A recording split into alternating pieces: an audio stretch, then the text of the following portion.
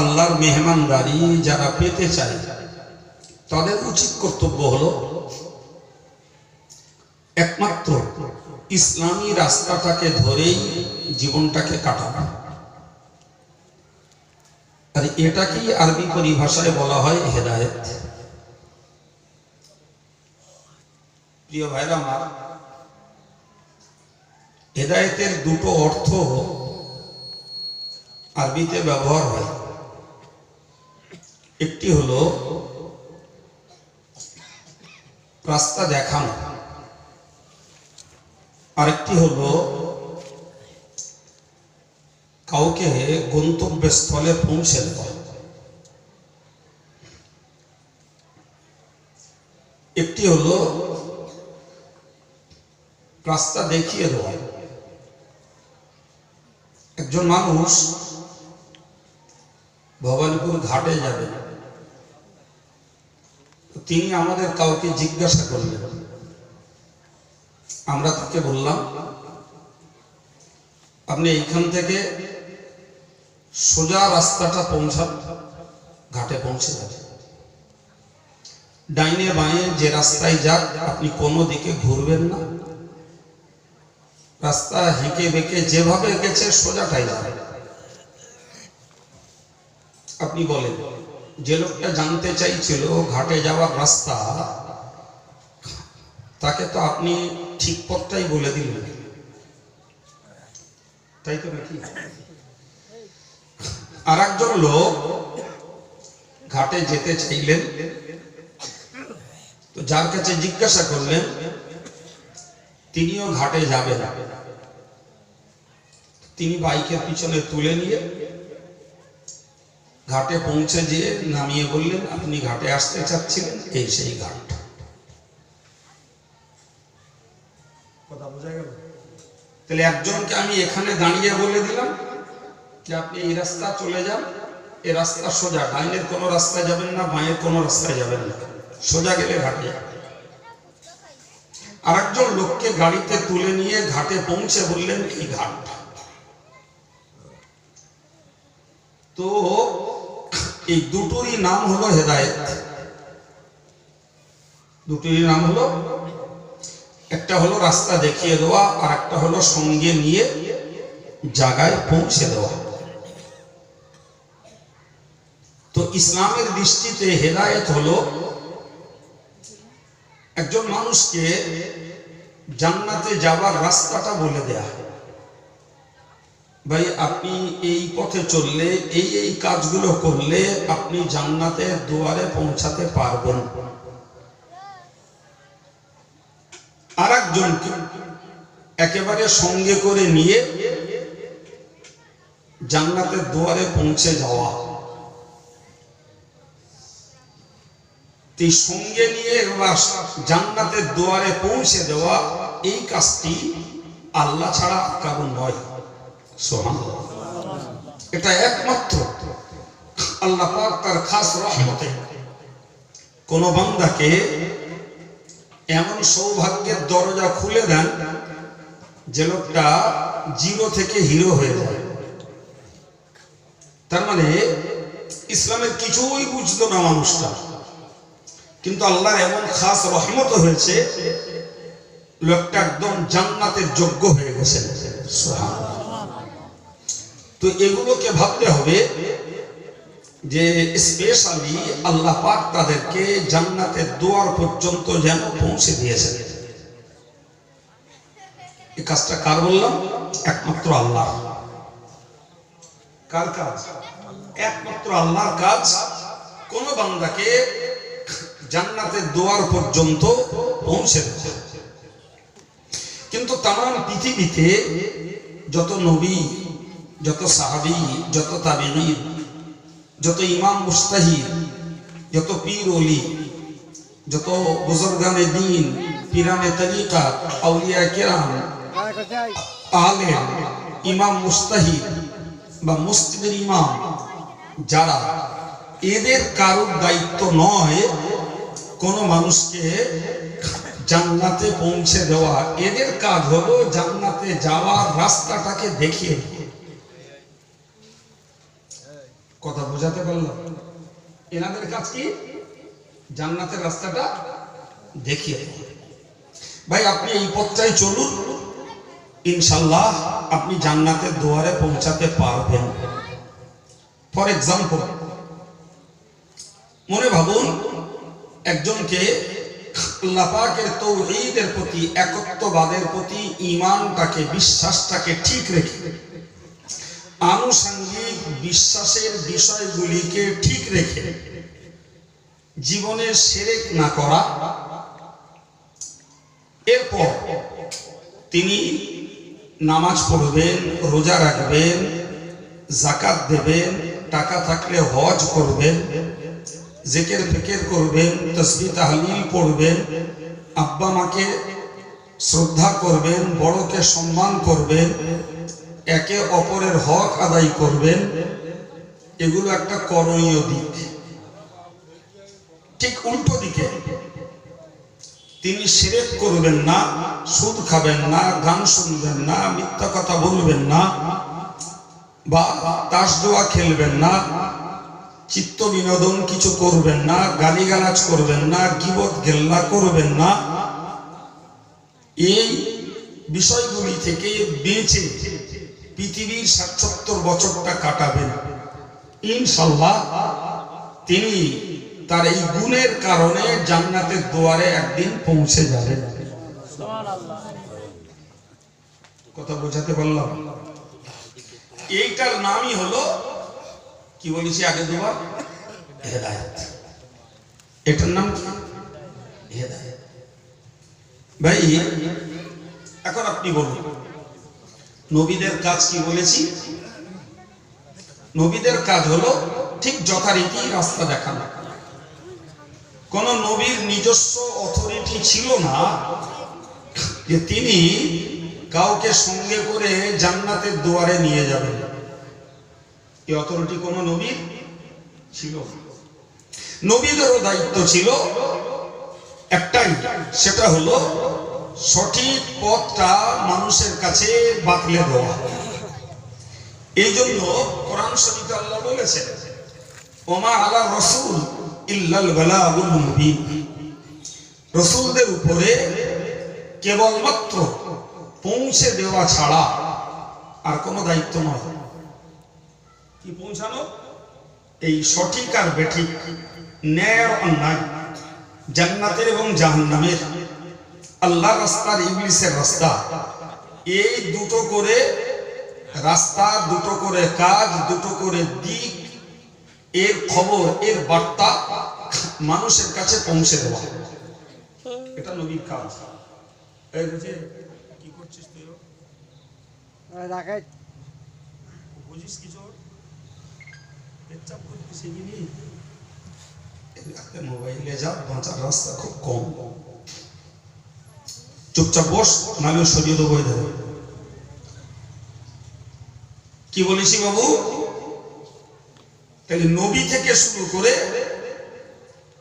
কিয়ামত পর্যন্ত দ্বীনের প্রচারক যারা, এদের কাজ হলো মানুষের কাছে সঠিক রাস্তাটাকে বলে দেয়া, যে রাস্তায় চলে, যে কর্ম করে কোনো মানুষ মারা গেলে ইনশাআল্লাহ তিনি জান্নাতের দুয়ারে পৌঁছাবেন এবং আল্লাহর কাছে তিনি সমাদৃত হবেন। এখন মানুষ সেটাকে কাজে লাগাবে না জ্ঞান জোগাড় করার পরেও ভ্রান্ত পথে চলবে, এটা প্রত্যেকের নিজস্ব বিবেক। ঠিক কিনা বলি ভাই? সুতরাং আমাদের এই কথাটা শিখতে হবে যে হেদায়েত মানে শুধু কলেমা পড়া নয়, হেদায়েত মানে শুধু নামাজ পড়া নয়, হেদায়েত মানে শুধু রোজা রাখা নয়, হেদায়েত মানে শুধু টুপি পরা আর দাড়ি রাখা নয়, হেদায়েত মানে শুধু দুটো টাকা দান করা নয়, হেদায়েত মানে শুধু জিকির ফিকির তাসবিহ পড়া নয়, বরং এই জাতীয় কাজগুলো যেমন করা হেদায়েত, তথা সঠিক পথের পথিক ঠিক উল্টো শরীয়ত বিরোধী যত রকমের কাজ রয়েছে ওই কাজগুলো থেকে বেঁচে থাকাটাও হেদায়েত। কথা বোঝা গেল? এখন যদি মনে করি আমি আব্দুল কাইয়ুম কথা বলছি, আর আমি যদি মনে করি যে এই মডেল বাজারিস্ত লোকদেরকে আমি সব হেদায়েত করে এসেছি, ভাই খুব বেশি বেশি বলা যেতে পারে এই কথাটার মানে হলো আমি তাদেরকে সঠিক পথ দেখিয়েছি, কিন্তু তাদেরকে আমি আল্লাহওয়ালা আর জান্নাতি মানুষ বানিয়ে দিতে পারি না। ভাই আপনি বলুন, হযরত নূহ নবী আলাইহিস সালাম তিনি 950 বছর বেঁচে ছিলেন। আর এই 950 বছর ধরে তিনি মানুষের কাছে হেদায়েতের বাণী ছড়িয়েছেন। তো রেজাল্ট দাঁড়িয়েছে যে টোটালে 80 জন নারী পুরুষ ইসলাম কবুল করেছে। কজন বাবা? 80 জন নারী পুরুষ ইসলাম কবুল করেছে। কথা শুনছেন? মাত্র 80 জন। মুসলিম শরীফের হাদিসে উল্লেখিত রয়েছে রাসূল বলেছেন এমন নবী এসেছেন যে ওই নবীর পিরিয়ডে একজন মাত্র উম্মত হেদায়েত হয়েছে, বাকি টোটাল কওমের আর কেউ হেদায়েত হয়নি। কার কথায়? কথা বলেন, একজন নবীর কথায় টোটালে তার সম্প্রদায়ের একটা মাত্র মানুষ হেদায়েত হয়েছে, দ্বিতীয় কেউ। আর আপনি কি বলবেন? একজন নবীর কাছে একজন হেদায়েত হয়েছে, নূহ নবীর কাছে মাত্র 80 জন হেদায়েত হয়েছে। কথা শুনছেন? আমার নবী সাল্লাল্লাহু আলাইহি ওয়াসাল্লাম তিনি 23 বছর ধরে দ্বীনের বাণী মানুষের কাছে ছড়িয়েছেন। তাতে রাসূলের হায়াতে জিন্দেগিতে দেখা গেছে কিছু কম বেশি 2 লক্ষের কাছাকাছি মানুষ হেদায়েত হয়েছে। পক্ষান্তরে আমি আপনাকে বোঝাচ্ছি, ফুরফুরা শরীফের পীর মুজাদ্দিদে জামান আবু বকর সিদ্দিক রাহিমাহুল্লাহ হুজুরের কাছে মুরিদ হয়ে বায়াত হয়ে 80 থেকে 90 লক্ষ মানুষ হেদায়েত হয়েছে। কথা বললাম? বেয়াদবি না নিয়ে 1 মিনিট ভেবে বলুন, ফুরফুরা পীর সাহেব কেবলার কাছে 80 থেকে 90 লক্ষ মানুষ হেদায়েত হলো, আমার রাসূলের কাছে 2 লক্ষ, হযরত নূহ নবীর কাছে মাত্র 80 জন, আর একজন নবীর যার নাম কিতাবে দেয়া নেই তার কাছে মাত্র 1 জন, বাকি এইরকম অন্যান্য নবীর কাছে কিছু কিছু সংখ্যক মানুষ হেদায়েত হয়েছে।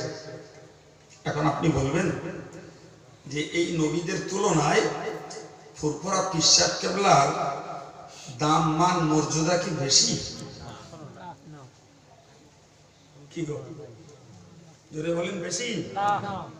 তো আপনারা মাওলানা নন, মুফতি নন, কিন্তু ওয়াজ শুনে শুনে আপনাদের যে জ্ঞানটা হয়েছে সেই জ্ঞানের আলোকে আপনারা একটা যথার্থ সঠিক উত্তর দিলেন যে যদিও ফুরফুরা পীর সাহেব কেবলার বক্তৃতার বিনিময়ে 80 থেকে 90 লক্ষ মানুষ হেদায়েতের আলোয় আলোকিত হয়, এরপরেও তার মান মর্যাদা আম্বিয়ায়ে কেরাম আলাইহিমুস সালামদের থেকে বেশি নয়। কথা বোঝা গেল কিছু? হ্যাঁ, এখন আপনি ধরে নেন, খুব শান্ত মাথায় বুঝেন। আমি আব্দুল কাইয়ুম কথা বলছি, তো এপারের মানুষ অনেক দিন ধরে ওয়াজ শোনা মানুষ। তো ধরে নিন আমাদের পূর্বে আমাদের এলাকার যে সমস্ত আলেমরা ছিলেন মাশাআল্লাহ তাদের ওয়াজ অনেকে শোনা হয়েছে। চাই মাওলানা ইলম বখশ সাহেব বলুন, ভবানীপুরের মোহাম্মদ আলী সাহেবের কথা বলুন, মাওলানা আবুল হোসেন সাহেবের কথা বলুন, পানিগোবরা হাফেজ সাহেব হুজুরের কথা বলুন, মৌলানা গোলাম মাওলা সাহেবের কথা বলুন, তারা আজ সকলেই পরলোকগত, ঠিক কিনা? তাদের আওয়াজ আপনারা কখনো শোনেননি? একটু জোরে বলেন। হয়তো ইয়াং ছেলেরা না শুনতে পারে, কিন্তু মুরব্বী গোছের যারা, তাদের জীবনে নিশ্চয়ই এনাদের আওয়াজ কানে পড়েছে। আজকের ধরুন আব্দুল কাইয়ুম কথা বলছে, আব্দুল মাতিন সাহেব কথা বলছে, ইয়াকুব সাহেব কথা বলছে, রজব আলী সাহেব কথা বলছে।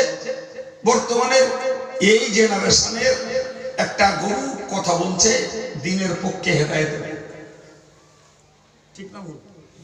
এখন ধরে নেন যে আগেকার যুগের প্রয়াত আলেম আর বর্তমান কালের কোন আলেম, আপনি ধরে নেন এদের অশুনে মানুষ হেদায়েত হয়েছে কম, হেদায়েত হয়েছে কম।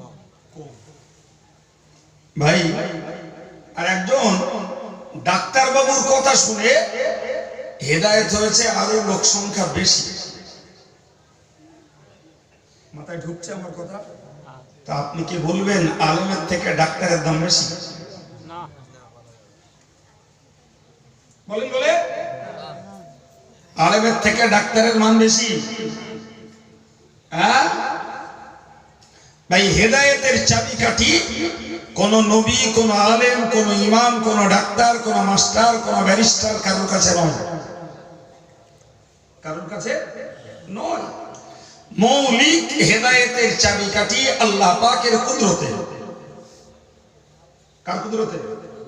কিন্তু তার আগের আরেকটা কথা শিখতে হবে, সেটা হলো যে কখনোই আল্লাহ জোর করে কাউকে হেদায়েত করেন না, বরং বান্দাকে হেদায়েত হওয়ার ইচ্ছাটা করতে হয়।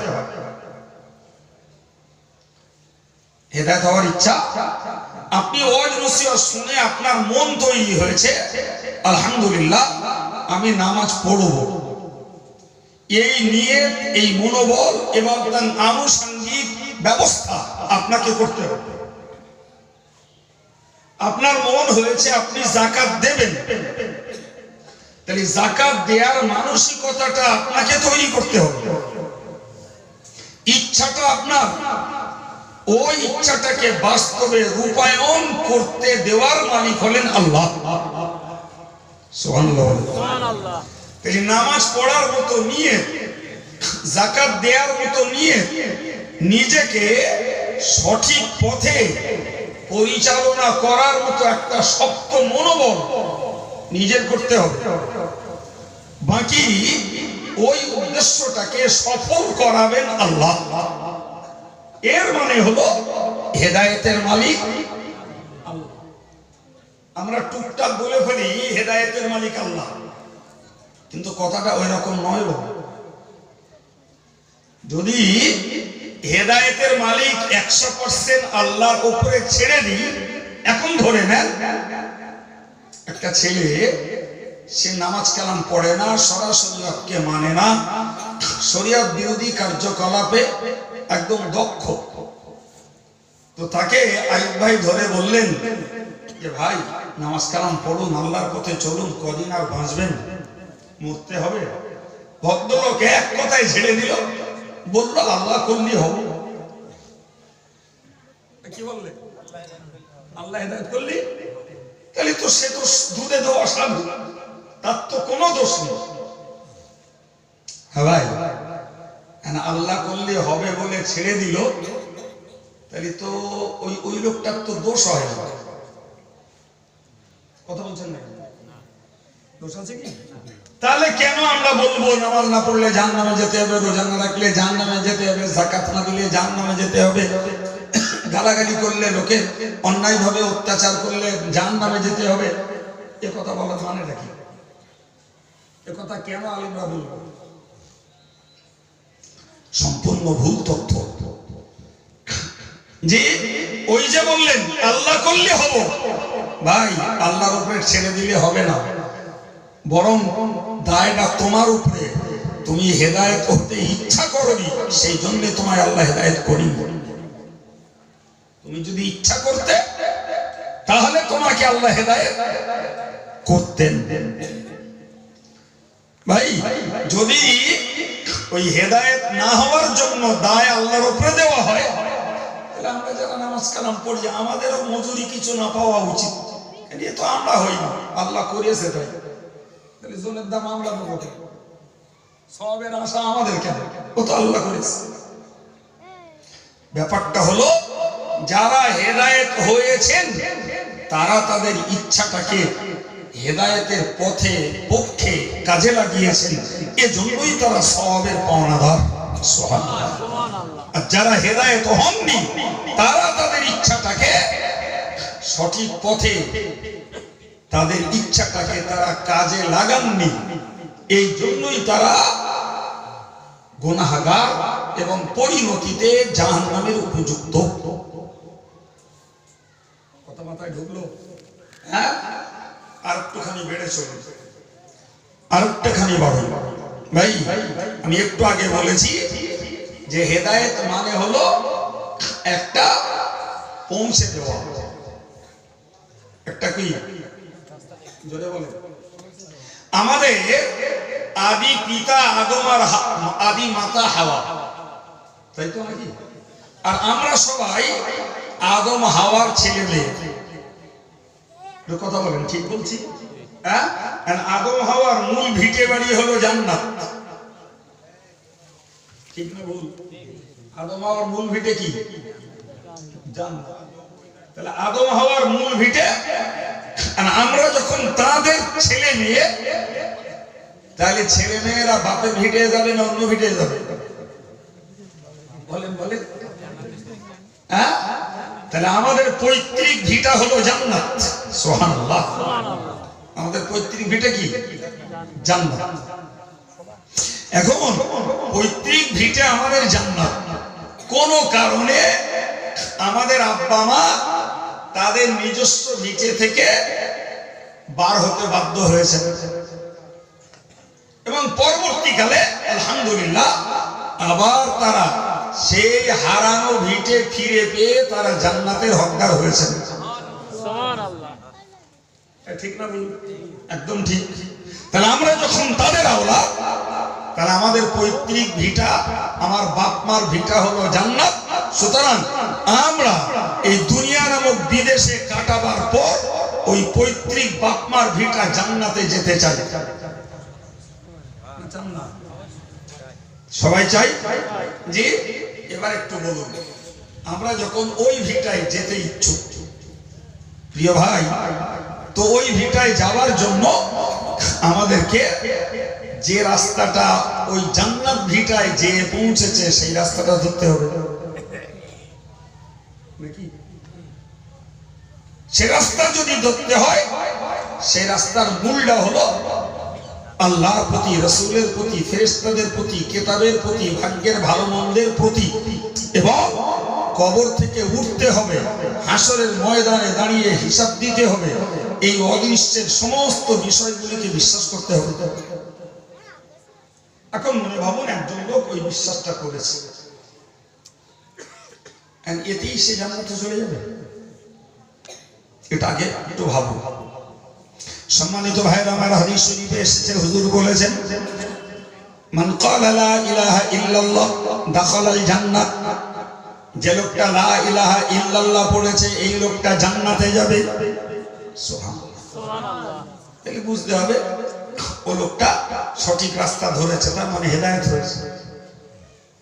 ও ভাইরা আমার, আরেকজন বান্দা কলেমা পড়েছেন, আল্লাহর একত্ববাদের প্রতি বিশ্বাস করেছেন, অদৃশ্যের বিষয়গুলিকে বিশ্বাস করেছেন, ওই মানুষটা যথারীতি 5 ওয়াক্ত নামাজ কায়েম করেছেন, রমজান মাসে রোজা রেখেছেন, যত টাকা আল্লাহ তাকে দিয়েছেন 1 বছর সংসার চালাবার পরে ওই লোকটা কড়ায় গন্ডায় হিসাব বসে শতকরা 2.5 টাকা যাকাত দিয়েছেন, সুদূর কাবা শরীফ পর্যন্ত যাওয়া আসা খরচ এবং ওই পিরিয়ডে সংসার চালাবার মতন খরচের যার সামর্থ্য রয়েছে তিনি হজ করেছেন, জিকির করেছেন, ফিকির করেছেন, তাসবিহ পড়েছেন, বাপ মার সেবা করেছেন, বড়কে সম্মান করেছেন, ছোটকে স্নেহ করেছেন। উল্টো দিকে মানুষটা শুধু খাননি, গান শোনেননি, মিথ্যা কথা বলেননি, জুয়া খেলেননি, পরের মাল মেরে খাননি, অন্যের প্রতি অত্যাচার করেননি, গালিগালাজ করেননি এবং মিথ্যা সমালোচনা, মিথ্যা বদনাম, দোষ কারণ নামে দিয়ে বেড়াননি, মেয়েরা বেপর্দায় ঘুরিনি, মেয়েরা গলাবাজারি করিনি। এই সব গুণ আর একজন পুরুষ কিংবা মহিলা জোগাড় করেছেন, এই লোকটাও জান্নাতে যাবে। সুবহানাল্লাহ বলে। এবং যে লোকটা কলেমা পড়ে জান্নাতে যাচ্ছে ওই লোকটাও হেদায়েত পেয়েছে। আরেকজন লোক কলেমা পড়ে সমস্ত রকমের নেকির কাজগুলো করলেন আর পাপের কাজগুলো ছাড়লেন, এই লোকটাও জান্নাতে যাবে। এই দুটি লোকের হেদায়েত কি সমান? না। চিল্লে বলেন না। আজকের কিছু মানুষের মাথা ঘুরপাক খাচ্ছে কিসে? যে অমুকির বক্তৃতা শুনে প্রচুর লোক হেদায়েত হয়েছে, প্রচুর লোক হেদায়েত হয়েছে। এর গভীরতা বোঝার মতন ক্ষমতা তোমার নাই। হেদায়েতের মানে যদি ধরে নি শুধু ঈমান আনা, আমি ধরে নিলাম শুধু ঈমান এনেছি, কিন্তু ইসলাম কি শুধু ঈমান আনার নাম? কথা বলেন না। শুধু কি আল্লাহকে বিশ্বাস করার নাম হেদায়েত? হ্যাঁ, ধরে নেন ওই লোকটা জান্নাতে যাবে।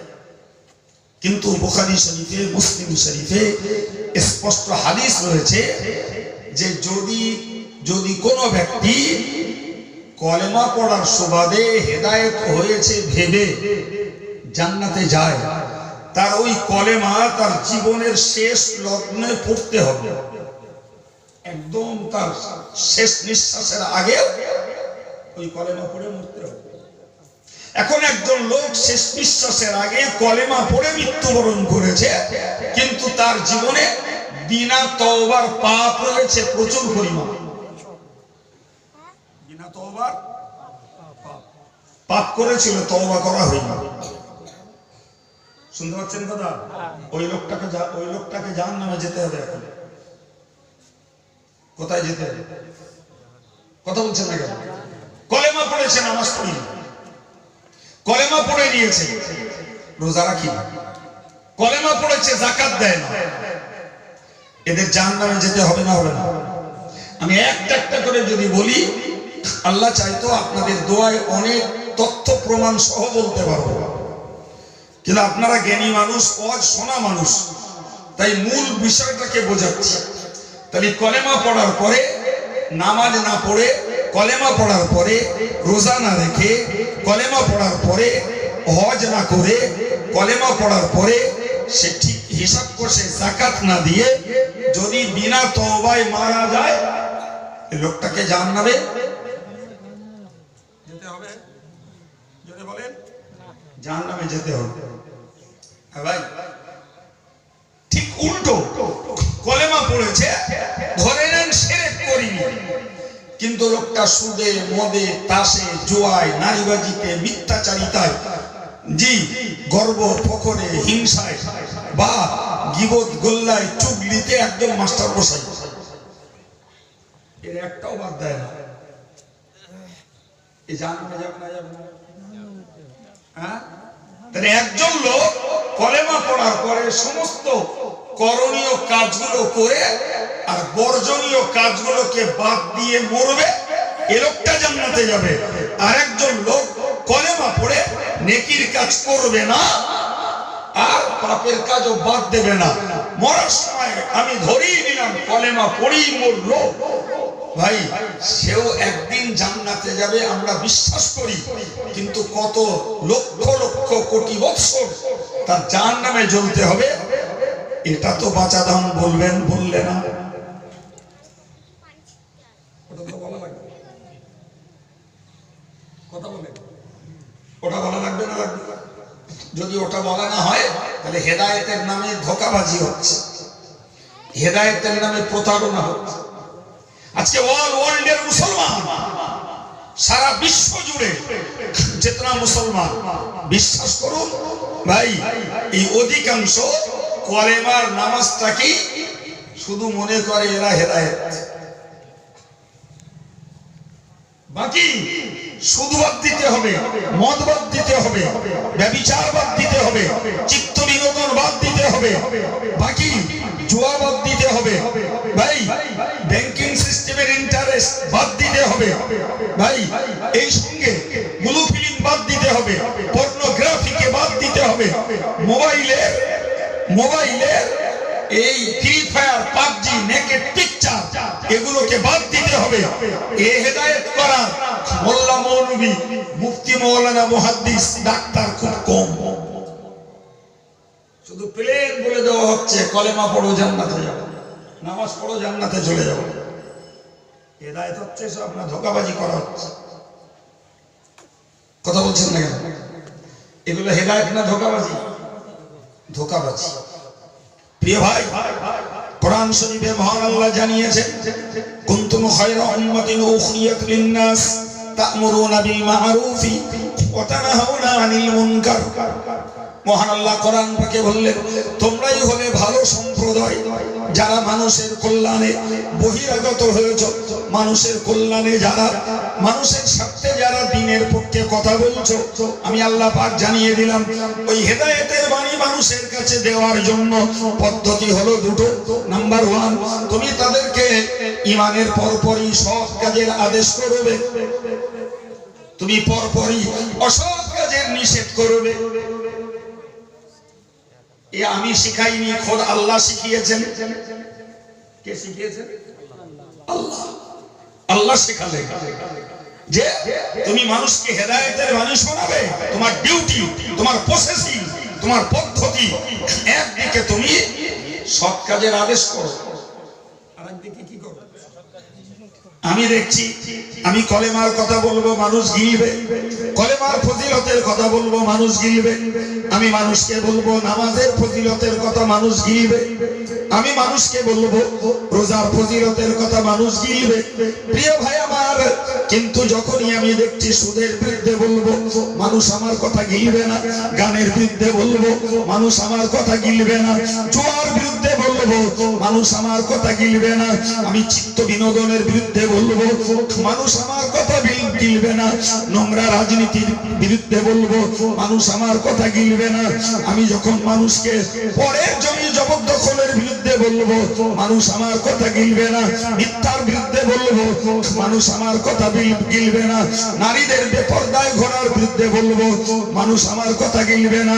মানুষকে আমি বলবো, আমি নারীদেরকে বলবো গলাবাজারি করা চলবে না, মানুষ আমার কথা গিলবে না। ও ভাইরা আমার, মানুষকে বলবো চিটিংবাজি চলবে না, প্রতারণা চলবে না, মানুষ আমার কথা গিলবে না। এক মুহূর্তে মানুষ আমার কথাকে উগরে দিয়ে সে তার নফসের গোলামি করে ইচ্ছা মতন চলবে। ও মিয়া সাহেব, এ কথা যদি জাতির কাছে না বলি, তাহলে তো এটা তো জাতিকে হেদায়েত করা হলো না, বরং জাতিকে ধোঁকা দিয়ে প্রতারণা করিয়ে মানুষকে জান্নাতের সহজ রাস্তা দেখিয়ে দেওয়া হলো। সে যখন ঠেকায় পড়বে, শুধু ও আউট হবে না, ওই ধোঁকাবাজ বক্তা, প্রতারক মৌলবী, প্রতারক আমির, মোবাল্লিগ সব ধরা পড়বে আল্লাহর কাছে। কারণ ওরা তো বলবে, আল্লাহ তোমার এই মৌলবী, মৌলানা, ডাক্তার, মাস্টার, ধর্মের ধ্বজাধারী যারা সেজেছিল, ওরা আমাদের বলেছিল যে কলেমা পড়লি, নামাজ পড়লি জান্নাত, রোজা রাখলি জান্নাত। ফলে আমরা সুদ, ঘুষ, গান, মদ, মিথ্যাচারিতা, নারীবাজি এবং ইন্টারনেটের মাধ্যমে চিত্ত বিনোদন, এগুলোকে একটাও আমরা বাদ দেইনি। আমরা জানি নামাজ পড়ছি, কলেমা পড়ছি, জান্নাত তো দখল হয়ে গেছে। ফলে আমরা যদি আজকে ভ্রান্ত পথের প্রতীক হই, তার জন্য এই ধ্বজাধারী গুলো দায়ী। কথা বলে।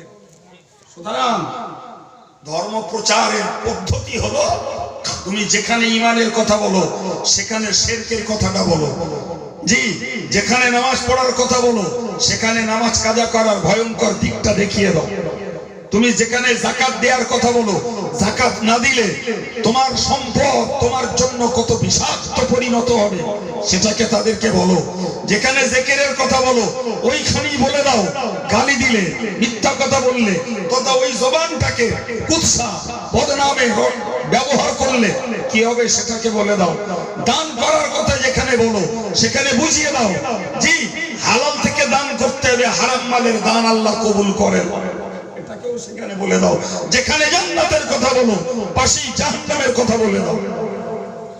তবে মানুষ একটা সঠিক রাস্তা বেছে নেবে, তা না হলে মানুষের জীবন গুলিয়ে যাবে। যাবে না, যাবে না, কথা বলেন। ফর এক্সাম্পল আমি আপনাকে বোঝাচ্ছি, খুব ভালো করে বুঝুন। গোড়ার একটা দুটো কথা বুঝুন, সময় বেশি দেব না, আমার হাতে সময় নেই। একটা দুটো বুঝুন, মনে ভাবুন। আমি একাধিক হাদিস আপনাকে শোনাবো যে কলেমা পড়লে জান্নাতে যাওয়া যাবে, কলেমা পড়লে জান্নাতে যাওয়া যাবে। জি, কিন্তু এই প্রথমত একটা জিনিস জানুন, সারা জীবনের কলেমা পড়েও যদি মরার আগে কলেমা জবানে জারি না হয় তাহলে সারা জীবনের কলেমা সব বেকার।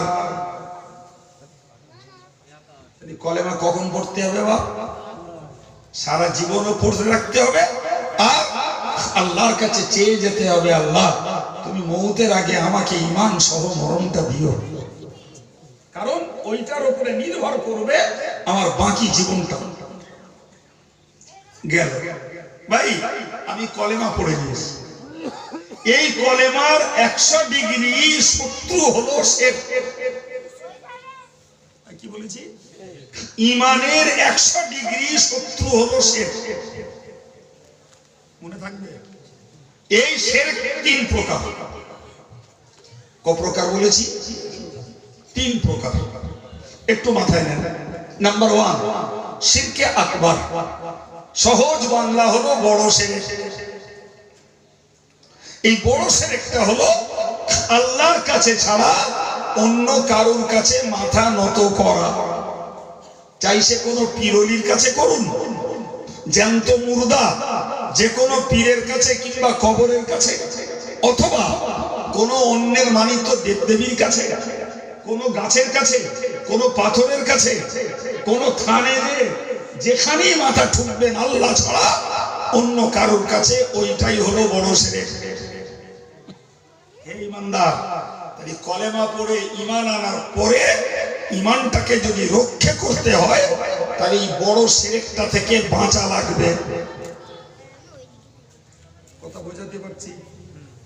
জি ভাই। নাম্বার 2 খুব ভালো করে বুঝুন, আর একটা শিরক হলো শিরকে আসগার। সেটা কি? যে আমি সিজদা করি না আল্লাহ ছাড়া অন্য কারোর কাছে, জোরে বলে সিজদা করি না, তার মানে আমি বড় শিরকটা করি না। কিন্তু ছোট শিরক কি? আমি মুখে বলছি আমার হায়াতের মালিক আল্লাহ, আর কাজে প্রমাণ দিচ্ছি ওই দলে না ঢুকলে আমায় মেরে দেবে। আমি মুখে বলছি রুজির মালিক আল্লাহ, আর এদিকে কাজে দেখা যাচ্ছে সুদ না খেলি বড় লোক হওয়া যাবে না, বউগুলোর সমিতিতে না দিলি গ্রুপ লোন পাওয়া যাবে না। আমি রুজির মালিক আল্লাহ বলছি বুনির ফারাজটা ফাঁকি দিলি একটু বড় লোক হওয়া যাবে, ফাঁকি না দিলি জমি কম হয়ে যাবে। এগুলো কি রুজির মালিক আল্লাহ বলে প্রমাণ করছে? সম্মানিত ভাইরা আমার, আমি বলি আমার রোগ দেওয়ার মালিক আল্লাহ, রোগ সারাবার মালিক আল্লাহ। এদিকে ডাক্তারখানায় যেয়ে বলছি ডাক্তার বাবু তোমার ওষুধ না খেলে আমার বাড়ির কারো রোগ সারে না। কথা বলে এই আসামি আছে না নাই? হ্যাঁ, কারো চিন্তা ছোট ডাক্তারের ওষুধ খালি সারবে না, বড় ডাক্তারের ওষুধ খাতে হবে।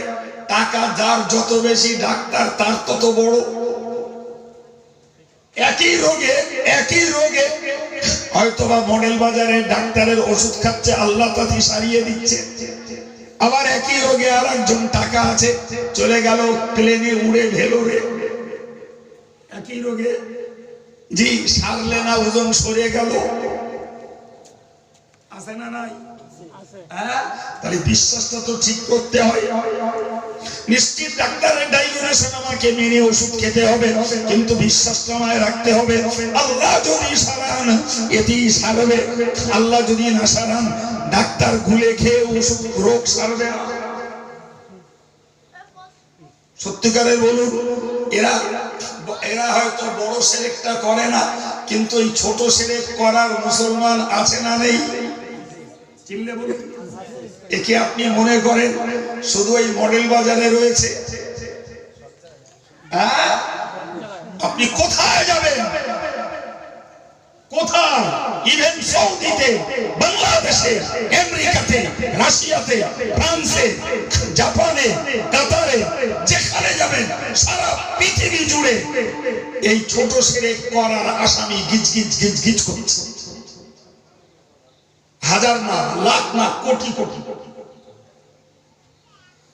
যাদের যাদের চিন্তাই হলো জি আধুনিকত্বের সঙ্গে মিশে যাও, জি তবেই তুমি সুস্থ জীবন লাভ করতে পারো। প্রিয় ভাইরা আমার, 3 নম্বরে বুঝুন আরেকটা শিরক হলো শিরকে খফি। আরেকটা শিরকের নাম কি বলেছি? শিরকে খফি। এর বাংলা মানে হলো গোপন শিরক। তাহলে একটা হলো বড় শিরক, আরেকটা হলো ছোট শিরক, আরেকটা হলো গোপন শিরক। কাউকে যদি ঈমান বজায় রাখতে হয়, আল্লাহর জাতের প্রতি বিশ্বাসটাকে যদি বহাল রাখতে হয়, এই 3 প্রকারের শিরক থেকে গোটা জীবনটা তাকে বাঁচতে হবে। হেদায়েত চেন্ডিকানি কথা না, হেদায়েত বললুম আর হেদায়েত। তেলের কল দেখেছো না? কলেমা পড়লি হেদায়েত। কথা বলে জি ভাই, এই গোপন শিরকের মানে হলো যে লোকটা আল্লাহকে সন্তুষ্ট করা ছাড়া কোন নেকির কাজ করে। আমি আব্দুল কাইয়ুম ওয়াজ করছি, আল্লাহর সন্তুষ্টির নিয়ত আমার নেই, নিয়ত এই লোকগুলোর কাছে নাম কেনা আর মুমিনের কাছ থেকে কিছু পয়সা কামানো। আপনি সুবহানাল্লাহ বলছেন, আপনার নিয়ত লোকে দেখুক আমি তাসবিহ পড়ি, আরেকজন হাতে তাসবিহ নিয়ে টকাস টকাস করে পড়ছে, তার নিয়ত লোকে দেখুক আমি কত জিকির করি। আরেকজন নামাজ পড়ছে, তার নিয়ত লোকে দেখুক আমি কত নামাজি। আরেকজন দান করে জিন্দাবাদ করালো, তার নিয়ত লোকে দেখুক আমি কত টাকা দান করেছি। আরেকজন লোক ধরে নিন হজ করছে, তার নিয়ত আমাকে লোকে হাসছে বলুক আমি কতবার হজে গেছি, তার একটু কিছু রেকর্ড দেবো, লোকে আমারে হাসছে বলুক। এ সম্মানিত ভাইরা আমার, কি নারী কি পুরুষ যেই পারে হোক না কেন, মনে রাখার দরকার যে কোনো নেকির কাজ যদি আল্লাহর সন্তুষ্টির জন্য করা হয় তবে তো আপনি খাঁটি ইমানদার। কিন্তু যদি কোনো নেকির কাজ মানুষের কাছে নাম কেনার জন্য, মানুষের কাছে বাহবা কুড়াবার জন্য, মানুষের কাছে বড় পণ্ডিত, বড় বুঝদার, বড় দক্ষ বিজ্ঞ এটা প্রমাণের জন্য হয়, যদি কারো চিন্তা ভাবনা হয় লোকের কাছে সম্মান করাবো, লোকের কাছে বাহবা করাবো, লোকে আমার নামে জিন্দাবাদ দেবে, বিশ্ব জুড়ে আমার নামে জয় জয়কার চলবে, নিশ্চিত করে মনে রাখো তুমি একজন গোপন শিরককারী।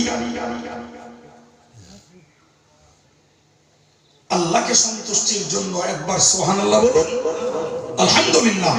আপনার আমার আমলনামায় আল্লাহ সওয়াব লেখাবেন। কিন্তু মানুষের কাছে নাম কেনার জন্য আপনি সারা রাত জিকির করুন, তাসবিহ পড়ুন, গোটা রাত ধরে কোরআন পড়ুন, তাহাজ্জুদের নামাজ পড়ুন।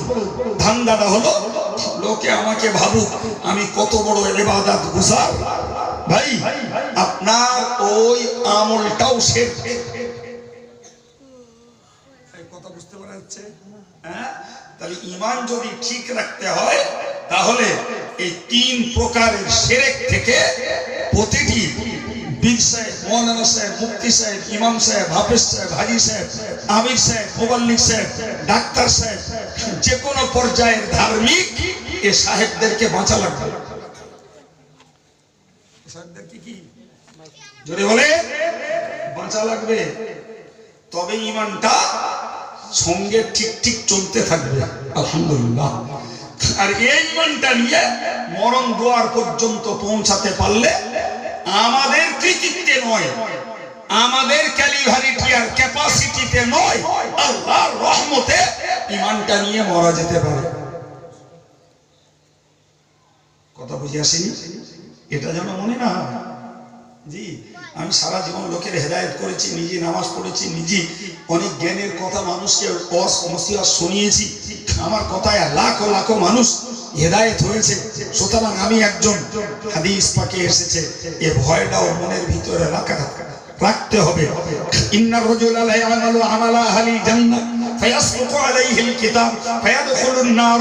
প্রিয় নবী বলেছেন, ও সাহাবীরা তোমরা মনে রাখো, একজন লোক গোটা জীবনব্যাপী নিজে লোককে হেদায়েতের কথা শোনাবে, তার কথাতে মানুষ হয়তো কলেমা পড়বে কিংবা নিজে নেক আমল করবে, কিন্তু মনে রাখা দরকার, আমি রাসূলুল্লাহ তোমাদেরকে জানিয়ে দিলাম, একজন লোক গোটা জীবনব্যাপী ভালো কাজ করবে, ভালো পথে চলবে, মানুষকে ভালো পথে নসিহত করবে, কিন্তু মরার আগে তার ভাগ্যলিপিটা তার উপরে প্রাধান্য পাবে, এমন একটা কাজ করে বসবে, তার ঈমানটা হারিয়ে যাবে এবং লোকটা জাহান্নামে ঢুকবে।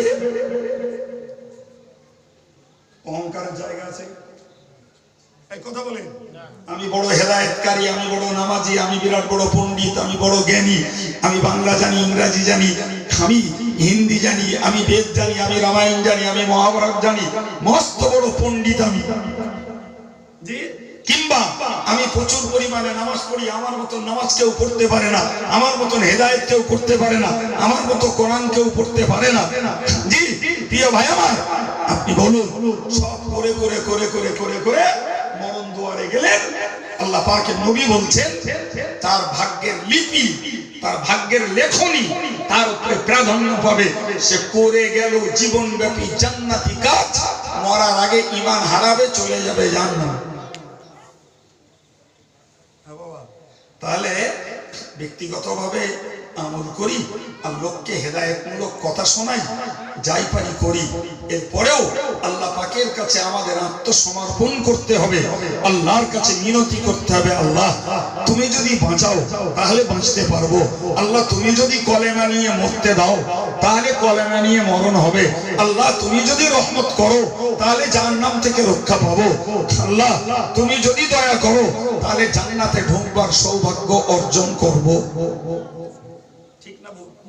ঠিক উল্টো দিকে প্রিয় নবী বলেছেন, ওয়াইন্না রাজুলা লা ইয়ামালু আমালা আহলিন নার। হুজুর বলেছেন, ও সাহাবীরা তোমরা মনে রাখো, একজন মানুষ গোটা জীবনব্যাপী জাহান্নামের কাজ করবে, গোটা জীবনে জাহান্নামের কাজ করবে, কিন্তু মৃত্যুর পূর্বে ফায়াসবিকু আলাইহিল কিতাব, তার ভাগ্যের লেখনী তার উপরে প্রাধান্য পাবে, লেটেস্ট দেখতে পাওয়া যাবে, ওই লোকটি মৃত্যুবরণ করবে ঈমান নিয়ে, ফায়াদখুলুল জান্নাত, লোকটা জান্নাতে প্রবেশ করবে। সহিহ মুসলিমের হাদিস।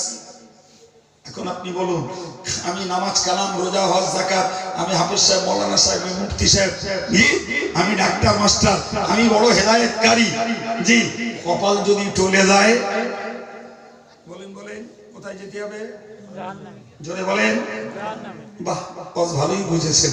আরেকজন ধরে নেন, সে বেচারা নামাজ কালাম পড়িনি, সরা শরীয়তকে মান্য করে চলিনি, কিন্তু তার কপাল ফুলে গেছে, সে কলেমা নিয়ে মৃত্যুবরণ করেছে, তার ওই কলেমা তাকে চির জান্নাতি বানিয়ে দেবে।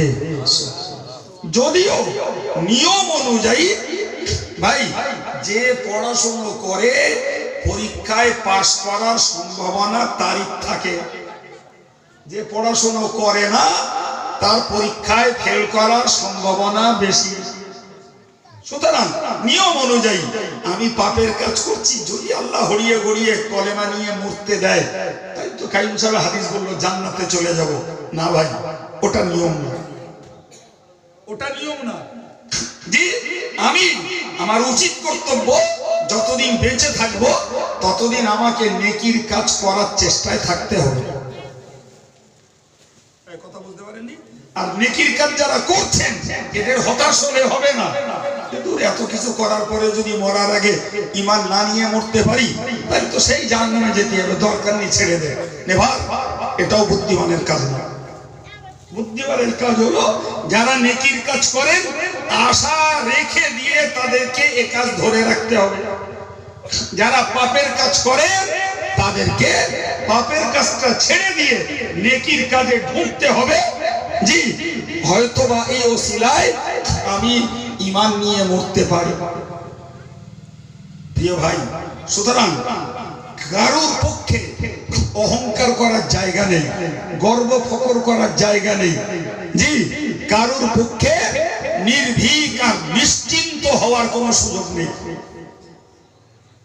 আমি হজ করেছি মানে জান্নাতে, আমি হুজুর মানে জান্নাতে, এরকম নিশ্চিন্ত হওয়ার কোনো সুযোগ কারণ নেই ভাই। জি, তাহলে নেকির কাজ করেও ভয়টা রাখতে হবে, আর পাপের কাজ হলেও ক্ষমার আশাটা রাখতে হবে। যদি আল্লাহর দয়া হয় আর আমি যদি ঠিকঠাক ক্ষমা চাইতে পারি, তাহলে আল্লাহ আমাকেও মাফ করতে পারে। জি ভাইরা আমার, দ্বিতীয় নম্বরের কথা বলছি, ধরে নিন নামাজ পড়ে আপনি জান্নাতে যাবেন। নামাজ পড়ে আপনি জান্নাতে যাবেন। জান্নাতের প্রচুর, এই নামাজের প্রচুর পরিমাণে ফজিলত রয়েছে, প্রচুর পরিমাণে। নামাজ পড়লে সওয়াব হবে, নামাজ পড়লে আল্লাহর রহমত পাওয়া যাবে, নামাজ পড়লে পরে রুজিতে বরকত পাওয়া যাবে, নামাজ পড়লে পরে বিপদ মুক্ত হওয়া যাবে, নামাজ পড়লে পরে ভয় থেকে নিরাপত্তা পাওয়া যাবে, নামাজ পড়লে পরে পবিত্র থাকা যাবে, নামাজ পড়লে পরে সুশৃঙ্খল হওয়া যাবে, নামাজ পড়লে পরে বিনয়ী নম্র হওয়া যাবে, নামাজ পড়লে পরে কবরে মুনকার নাকিরের সওয়ালের জবাব দেওয়া যাবে, নামাজ পড়লে পরে আরশের ছায়ার নিচে জায়গা পাওয়া যাবে, নামাজ পড়লে পরে জাহান্নাম থেকে বাঁচা যাবে, সর্বশেষ নামাজ পড়লে পরে জান্নাতে যাওয়া যাবে। তার ঊর্ধ্বে নামাজ পড়লে পরে জান্নাতে যাওয়ার পরে আল্লাহর দিদার লাভ করা যাবে। সুবহানাল্লাহ, আল্লাহু আকবার, আল্লাহু আকবার। নামাজের এত উপকার।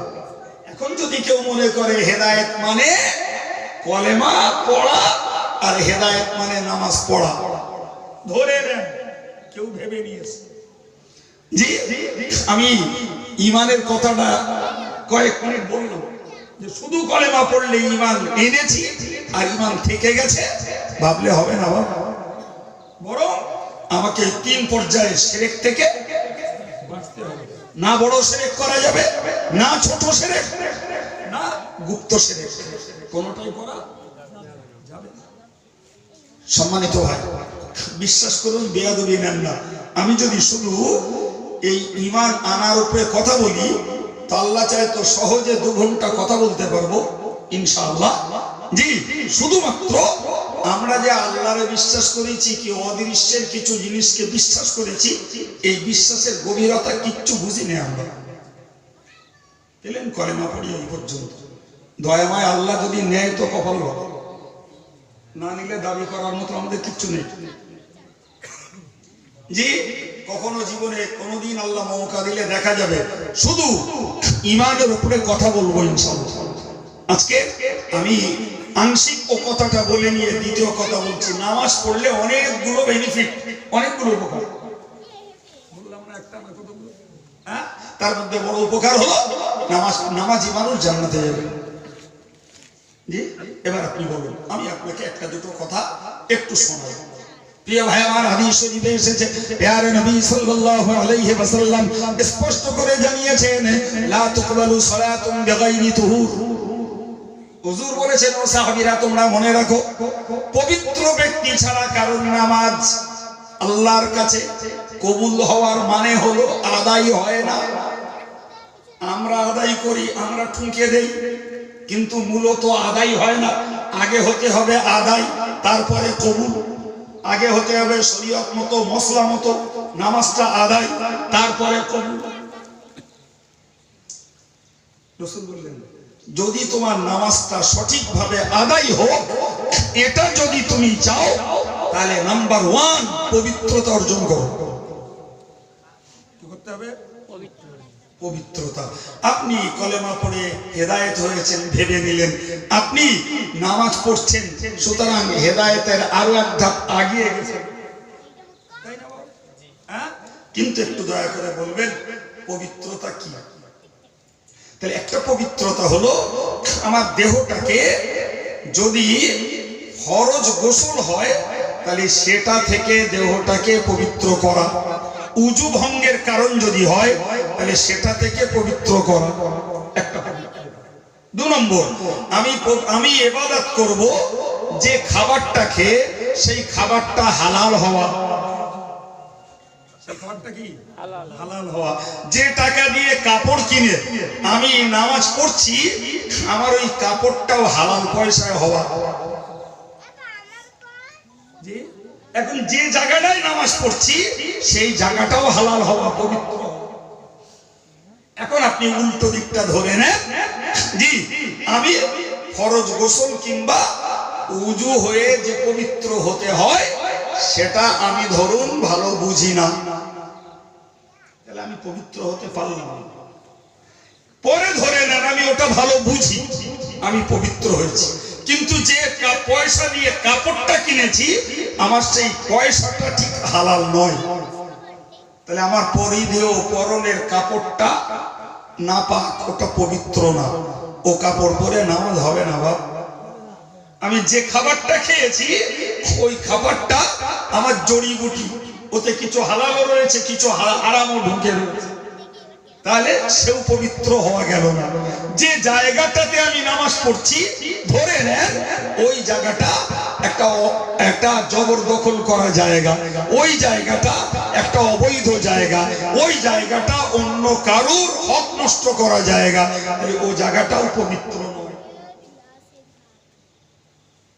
কথা বলে নামাজি বলো দেশে প্রচুর বেড়েছে, আমি একবারও অস্বীকার করব না। জি হ্যাঁ, সে ডাক্তারের কথায় হেদায়েত হয়েছে না মওলানার কথায় না মুফতির কথায়, ওটা পরে থাকে, সংখ্যাটা বেড়েছে। আমায় একটু বলবেন বর্তমান মুসলিম জাতি ধর্ম করার বাজারটাকে একটু লক্ষ্য করে বলবেন, এই নিজের খাবারের পবিত্রতা, নিজের দেহের পবিত্রতা, নিজের পোশাকের পবিত্রতা, নিজের জায়গার পবিত্রতা কটা মানুষ সঠিক চিন্তায় করে বাবা? বলেন বলেন, হেদায়েত হচ্ছে? কিছু বলেন না কেন? এর নাম হেদায়েত? এর নাম হেদায়েত? এমনকি প্যারে নবী বলেছিলেন ১৫০০ বছর আগে, মাসাজিদুহুম আমিরাতুন হিয়া খারাবুম মিনাল হুদা, এমন একটা জমানা আসবে যে জমানাতে মসজিদগুলো হবে অত্যন্ত শান শৌকতপূর্ণ, মসজিদগুলো হবে অত্যন্ত সৌন্দর্য মণ্ডিত, কিন্তু সেগুলি হেদায়েত শূন্য হবে। চলুন আমি দেখাচ্ছি আপনাকে, এক মসজিদ মুসল্লি ভরা। আচ্ছা এক মসজিদ মুসল্লিদের ভিতরে জি একটু কম কম করে বলেন, আচ্ছা গোটা ২০ লোক পাওয়া যাবে যারা সুদের সঙ্গে জড়িত? একটু বলবেন। আচ্ছা গোটা ২০ লোক পাওয়া যাবে যারা গান আসক্ত? বলেন বলেন, গানের সঙ্গে একটু প্রীতি আছে, গোটা ২০ লোক ওই নামাজের মধ্যে পাওয়া যাবে? আচ্ছা গোটা ২০ লোক পাওয়া যাবে জি যারা হারাম রোজগারে খুব পটু? হ্যাঁ না বলেন, যাবে না? আচ্ছা গোটা ২০ লোক পাওয়া যাবে যাদের ঘরের বউরা মেয়েরা জি সিটিং মিটিং ইটিং মার্কেটিং কোনোটা বাদ দেয় না, সব করে, এরকম দায়ুস মার্কা গোটা ২০ মদ্দা মানুষ পাওয়া যাবে? বেশি পাওয়া যাবে না জি? আচ্ছা ভাই, আর গোটা ২০ লোক পাওয়া যাবে যারা মোবাইলে ফ্রি ফায়ার খেলে, পাবজি খেলে, নেকেট ছবি দেখে, ক্রিকেট খেলে, ফুটবল খেলে, মোবাইলের কোনো প্রোগ্রাম বাদ দেয় না, এরকম গোটা ২০ পাওয়া যাবে? বেশি পাওয়া যাবে। আচ্ছা আমি আগেই বলেছি কম কম করে ধরতেছি, আচ্ছা এই কম কম কম ধরে ১০০ জন হয়ে গেছে, মসজিদে আর নামাজি আছে মনে হচ্ছে?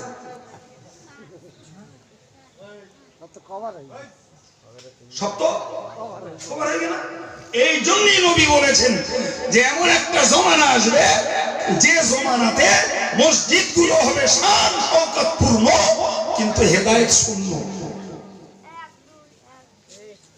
রাসূলের কথা কত বাস্তব।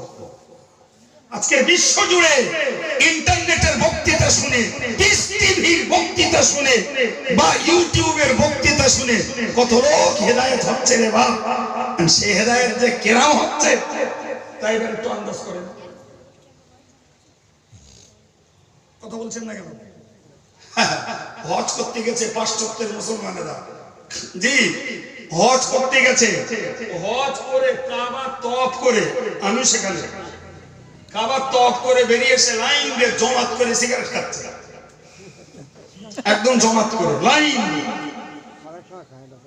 এশার নামাজ পড়ে বাসায় গেছি, দেখি পাশের বাসায় ফুল ভলিউমে টিভিতে গান চলছে। ও বাবা, দেখি সবকটা কাবা তওয়াফ করছিল, সেই সব খিলিদের ভাষা হলো। হেদায়েত হয়েছে। কথা বলছেন না কেন? এর নাম হেদায়েত, এর নাম হেদায়েত। হ্যাঁ, হেদায়েত দেখাচ্ছ, হেদায়েতের হও বোঝনি এখনো। জি সম্মানিত ভাইরা, তাহলে মসজিদগুলোকে যদি এইভাবে ডিভাইডেশন করে ভাগ করে করে দেখা যায়, তাহলে আমরা নামাজের হেদায়েতটাই ঢুকেছি, কিন্তু বাকি আমাদের জীবনে আরো বেহেদায়েত অনেকগুলো গিজগিজ করছে। আমার একরকম, এনার একরকম, এনার একরকম, ওনার একরকম, ওনার একরকম, আছে না নাই? জি, আর একজন একজন না, সব গ্রুপে 10 জন 20 জন 15 জন 25 জন আছে, সবগুলো বেহেদায়েতের। এই জন্য নবী বলেছিলেন মসজিদগুলো হবে সৌন্দর্যমণ্ডিত, কিন্তু হেদায়েত খুঁজে পাওয়া যাবে না। তুমি কি দেখছো কাইম সাহেবের ওয়াজে হেদায়েত হইলো না হলো না? কাইম সাহেবের ঠিকাদারি নাই হতে, ঠিকাদারি হলো হক কথাটা, ন্যায্য কথাটা, আদেশ আর নিষেধের দুরকমের বার্তাটা আমার শ্রোতাদের কাছে পৌঁছে দিতে পেরেছি কিনা, ওটাই আমার আল্লাহর কাছে কৈফিয়াতের সাবজেক্ট। কথা বুঝতে পারেননি? জি, তুমি মনে করছো পিস টিভির বক্তৃতা শুনে আর ইউটিউবের বক্তৃতা শুনে কিতনা লোক হেদায়েত হয়ে গেছে। হেদায়েতের হও বুঝো। ওই হেদায়েত হয়েছে মানে কইলাম কোন ইহুদি কলেমা পড়েছে, কোন খ্রিস্টান কলেমা পড়েছে, জি, আর কোন বৌদ্ধ কলেমা পড়েছে, তুমি মনে করলে হেদায়েত হয়ে গেছে। ওইটাই যদি হেদায়েত হতো তাহলে তো অনেক কিছু হয়ে যেত। হ্যাঁ প্রিয় ভাই আমার, এবার একটু বুঝুন। রাসূলুল্লাহ হাদিস শরীফে বলেছেন মানিস্তারা সাওবান বিআশরাতি দারাহিমা ফীহি দিরহামুন হারামুন লাম তুকবাল সালাতুহু মা দামা আলাইহি। হুজুর বলেছেন, ও সাহাবীরা তোমরা মনে রাখো, কেউ যদি 10 টাকা দিয়ে একটা কাপড় কেনে আর এই 10 টাকার কাপড়ে যদি 1 টাকা হারাম ঢুকে যায়, প্রিয় নবী বললেন লাম তুকবাল সালাতুহু মা দামা আলাইহি, যতকাল পর্যন্ত ওই হারাম মিশ্রিত টাকায় কাপড় কিনে নামাজ পড়বে ততকাল তোমার নামাজ আল্লাহর কাছে কবুল হবে না। অন্য একটা হাদিসে নবী বলেছেন লাউ সাল্লাইতুম হাত্তা তাকুনু কাল ইনাই ওয়া লাউ সুমতুম হাত্তা তাকুনু কাল আওতার ফামা তানফাউহুম ইল্লা বিল ওয়ারা। প্রিয় নবী বলেছেন, যদি নামাজ পড়ে নামাজ পড়ে নামাজ পড়ে তোমার পিঠটা ধনুকের মতো বেঁকে যায়, এত রুকু জীবনে করেছো, পিঠ তোমার ধনুকের মতো বেঁকে গেছে, ওয়ালাউ সুমতুম, আর যদি রোজা রেখে রেখে হাত্তা তাকুনু কাল আওতার, রোজা রেখে রেখে যদি তুমি একদম হালকা পাতলা লিকলিকে ডিগডিগে হয়ে যাও, না খেয়ে না খেয়ে না খেয়ে, আমি আল্লাহর নবী বলছি তোমার একদিনের নামাজ একদিনের রোজা আল্লাহর কাছে কবুল হবে না যদি তুমি পরেশগার না হও। কি হতে হবে? যদি বলুন কি পরেশগারের মানে বোঝেন?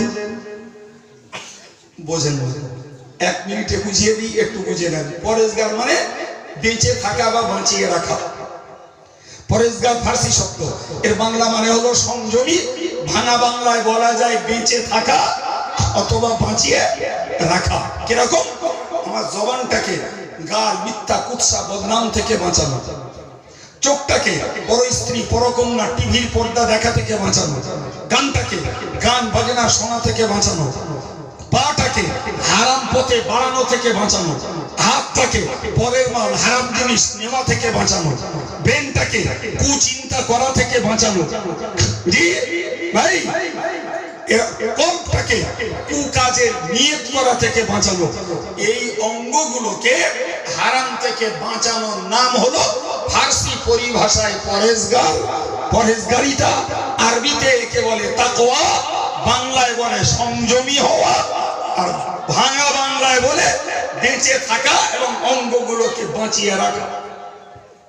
এই পরহেজগার শতকরা কজন বাপ? বলেন না কেন, কিছু বলেন?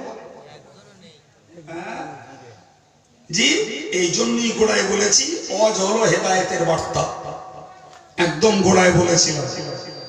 জি, একজন নেই কি শতকরা 10 জন আছে যার খবর তার কাছে থাক, কিন্তু থিওরি এটা। আমার আলোচনাটা ওটা আমি আমার নিজের জন্য যেমন আমল করতে বাধ্য, আমার শ্রোতা মুসলিম ভাই বোনেদেরও এ আমল করার চেষ্টা করাই হলো প্রকৃত হেদায়েতের পথে থাকা। কথা বোঝা যায়নি? নেই বলে হতাশ হলে হবে না, চেষ্টা করতে হবে, ওই গুণটা জোগাড় করব। কথা বুঝে আসছে কিছু? তবেই তো আমার জীবনটা হয়তো একদিন আল্লাহর কাছে প্রিয় পছন্দনীয় জীবন হিসেবে গড়ে উঠবে। কথা বলা যাচ্ছে? তাই বিশ্বাস করুন, পৃথিবীতে হেদায়েতের সংখ্যা অনেক বেড়েছে। জি, কিন্তু বললে লজ্জা লাগবে, তবুও বলে ফেলতে বাধ্য হতে হচ্ছে। আগেকার তুলনায় গান বেড়েছে, মিথ্যা বেড়েছে, চিটিংবাজি বেড়েছে, জুয়া বেড়েছে, তাস বেড়েছে, হারাম ব্যবহার বেড়েছে, সুদ বেড়েছে, মদ বেড়েছে, বেশ্যা বেড়েছে। জি, মেয়েদের বেপর্দা বেড়েছে। ঠিক না ভুল একটু চিল্লিয়ে বলবেন? ঠিক না ভুল? একদম 100% ঠিক। হ্যাঁ, এই কপাল পোড়া কি করে বলো যে অমুকের অশ্বনে সব হেদায়েত হয়ে গেছে? সারা পৃথিবী জুড়ে বেড়েছে। আমি শুধু 24 পরগনার লোকেদের মডেল বাজারে বলছি না, ওয়ার্ল্ডের ফিগার একই। এখান থেকে 50 বছর আগের তুলনায় আজকে যত মানুষ আল্ট্রা মডার্ন হয়েছে, যত মানুষ নেট সিস্টেম জীবনযাপন করছে, যত মানুষ মোবাইলে মেতেছে, ইলেকট্রনিক্স মিডিয়াতে যত মেতেছে, তত পাপের সাগরে হাবুডুবু খাচ্ছে। হেদায়েত, হ্যাঁ, হেদায়েত যদি হয়, আমি জোর গলায় বলতে পারি, এই গা গ্রামের কিছু নিরীহ আল্লাহওয়ালা দিনদার খেটে খাওয়া গরিব মানুষ আল্লাহরে ভয় করে, এই মানুষগুলোর ভিতরে খানিকটা হেদায়েতের আলো পাওয়া যেতে পারে। এরা অত শত বোঝে না, এরা নিপাট নামাজ কালাম পড়ে, জি, বয়স হয়েছে, শরিয়ত বিরোধী কাজগুলো থেকে বেঁচে চলার চেষ্টা করে। এদের মধ্যেই হেদায়েতের আলো একটু বেশি সংখ্যক পাওয়া যেতে পারে। আর যত আপ টু ডেট দেখবেন, যত সিটির মানুষ, শহরের মানুষ, নগরের মানুষ দেখবেন, এদের কাছে হেদায়েত মানে ওই নামাজ, এদের কাছে হেদায়েত মানে রোজা, আর ফারটা কিছু পাওয়া যাবে না। ভুল বলছি না ঠিক বলছি? আপনি কোথায় যেয়ে দেখবেন, যার টুকটাক আল্লাহ ঘোরায়, তো আপনি কলকাতায় যাবেন, দিল্লিতে যাবেন, গুজরাটে যাবেন, মুম্বাইতে যাবেন, আহমেদাবাদে যাবেন, মহারাষ্ট্রের কোনো সিটিতে যাবেন, জি, আপনি বাংলাদেশে যাবেন, আপনি পাকিস্তানে যাবেন, আপনি আরবে যাবেন, সব জায়গার চিত্র একই। বেঁচে থাকার মানুষ সংখ্যা সব জায়গায় কম। জি, তাহলে আমাদের হেদায়েত হচ্ছে হজ পথ, ডালি চালিয়ে আলুতি হচ্ছে। নেকির কাজও আছে, পাপের কাজও আছে, ঈমানও আছে, শিরকি বিশ্বাসও আছে, জি, দানও আছে, হারাম রোজগারও আছে, জিকিরও আছে, গালও আছে, জি, সুদও আছে, আবার জন্দুয়া পয়সাও আছে, সব রকম আছে। বলেন না কেন? ভুল বলছি বলেন? হ্যাঁ, এই মনটাকে আব্দুল কাইয়ুমের এই যে কথাগুলো শুনলেন, এইটা থেকে আমার ভিতরে কি আছে আমি জানি, আপনার ভিতরে কি আছেন আপনি জানেন। জি, এই মন্দগুলোকে যদি যত দ্রুত পারি ত্যাগ করে দিয়ে স্বচ্ছ সুন্দর দোষ মুক্ত জীবনটা গড়তে পারি ভাই, তবেই মনের কাছে একটা তৃপ্তি যে হেদায়েত পেয়েছি। আল্লাহ যদি দয়া করে এর উপরে জীবনটা কাটাতে দেন, তাহলে এত ঈমান নিয়ে মরতে পারবো, জাহান্নাম থেকে বেঁচে জান্নাতে যেতে পারবো। এর বেশি কিছু বলা সম্ভব না।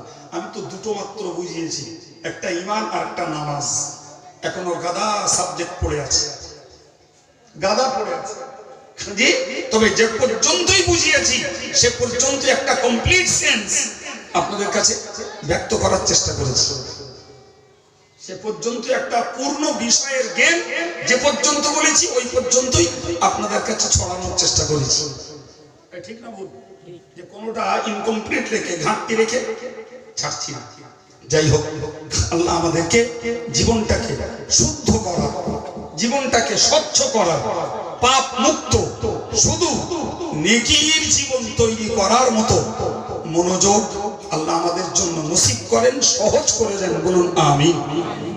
আসুন প্রিয় নবীর প্রতি সালাম। ইয়া নবী